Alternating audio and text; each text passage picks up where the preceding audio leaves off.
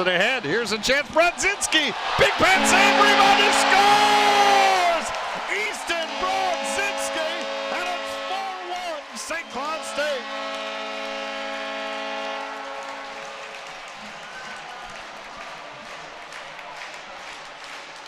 What do great goal scorers do, Jim? They follow their shot. Now watch Brodzinski. He's going to sneak below. Paling's going to get him the pass. And Weniger makes the first save. Brodzinski stays with it and knocks in his own rebound. Tries to beat Weniger low to the right side. Weniger makes the save. Brodzinski follows it up and knocks it in the back of the net.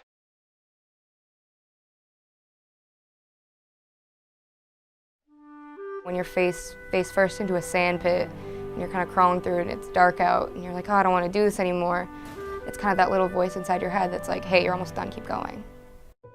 For St. Cloud State senior Sarah Magno, defending comes as second nature on the soccer field and for her country. Been thinking about it since I was even in high school, and it's just kind of like a family thing. And so I had talked to a recruiter kind of just to keep my options open.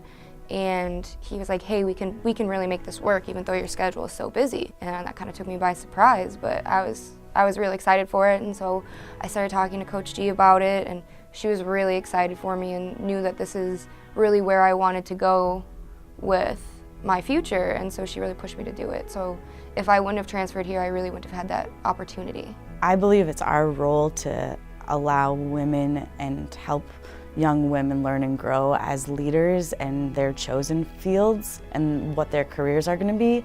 And I think their time at St. Cloud State is meant to discover what their career is going to be and how they're going to become a leader in it. And so with this opportunity for her, it was something that she was extremely passionate about. And with that passion, if that's something that she wants to do, why would I limit her from an opportunity that will help her? Joining the ROTC program in 2017 and completing 10 weeks of basic training, Sarah's passion is one that comes from family roots. Well, my grandfather was drafted into the Marine Corps in World War II. My brother's active duty Army right now. I come from a family of police officers as well. My dad's a captain. So that kind of like discipline and rigidity is kind of like in our blood. And it was just something that we all felt the need to do something bigger than us. But the relentless basic training wasn't a shock for a natural soccer player who learned discipline on the field. Soccer made it a lot easier, especially basic training, because I already came in and I was already in shape, so I was already ahead of probably 2/3 of the people there. And just the mental toughness that soccer and pretty much any sport that you play growing up kind of teaches you, and it teaches you perseverance. And when the going gets tough, you know, the tough get going, and that's something that the Army really values. I mean, obviously, having basic training, you're going to have a fitness level that's completely different than your teammates, and so I think that she came in ready to go, and it's now, we've been together for a month, and it is continuing to lead and bring that competitive mindset that she always has to the field. She makes her teammates better. A leadership that continues to grow as Sarah applies her training on and off the field. And then you get branched off into different areas, like medical is the one that I'm shooting for.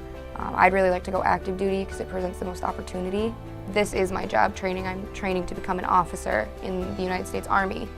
And for most athletes in college, at some point you're gonna have to hang up your cleats and be done. Yeah, it spreads my time a little thin, but at the end of the day, they knew it was something that was gonna make me successful as a person and not just an athlete.